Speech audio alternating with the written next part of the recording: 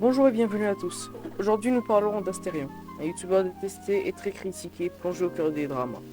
Moi c'est Xéo et je serai celui qui vous parlera de cet homme et pourquoi il est si détesté et controversé sur le YouTube français. Avant de commencer, je rappelle que toutes les sources que j'ai utilisées pour faire ma vidéo sont en description. Sur ce, bonne vidéo.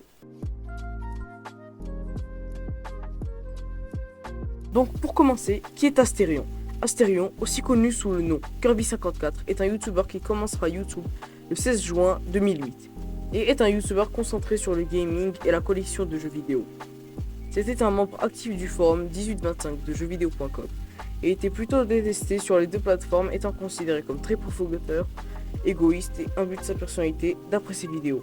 Il présentait aussi de nouveaux achats pour sa collection de jeux vidéo, un des concepts au cœur de sa chaîne, mais fut plutôt détesté à cause des sources d'où il se procurait les jeux, le fait qu'il les revendait beaucoup plus cher qu'au prix acheté, et était donc considéré comme malhonnête à cause de cela. Sa communauté, elle aussi, est très toxique, et je ne sais pas si on peut considérer ça comme une communauté, sachant qu'une grande partie de ses membres font partie de ses haters. On peut citer le youtubeur Astéfion qui s'amuse à se moquer de lui et a même réalisé une enquête révélant des facettes d'Astérion qu'on ne pourrait pas s'imaginer si on ne plongeait pas très profondément sous l'iceberg. Son enquête et son profil seront en description pour ceux qui sont intéressés. Maintenant que nous avons présenté le youtubeur, nous pourrons parler des raisons pourquoi Astérion est si détesté.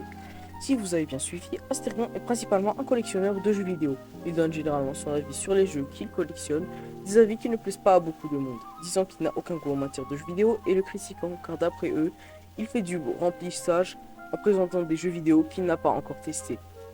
Il est aussi considéré comme malaisant à cause des réactions et des dérapages courants durant ses lives. La raison pour son harcèlement constant est le fait qu'il serait un mot que je ne peux pas prononcer sur cette plateforme, disons juste qu'il aime un peu trop les animaux. Il fait activement partie de la communauté Fury, des gens qui aiment les animaux, plus précisément les animaux humanisés.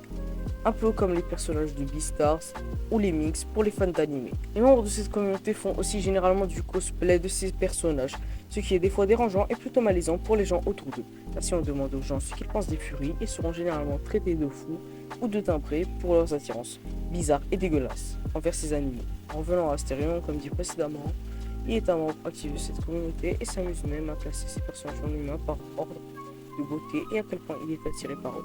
Il admet même être attiré par des putains de Pokémon, sachant que Pokémon est une licence principalement adressée à des enfants. Sérieusement les gars. Il les repose aussi du contenu adulte sur ses réseaux, sachant que la majorité de sa communauté est composée de mineurs, donc promotion de contenu X pour mineurs. Donc un délit très grave qui montre à quel point ce youtubeur est un putain de malade mental. S'il vous faut encore une preuve qu'Astérion est un détraqué, un jour une utilisatrice de Twitter nommée Aileen, âgée à l'époque des faits de 17 ans, témoignera avoir été agressée par Astérion.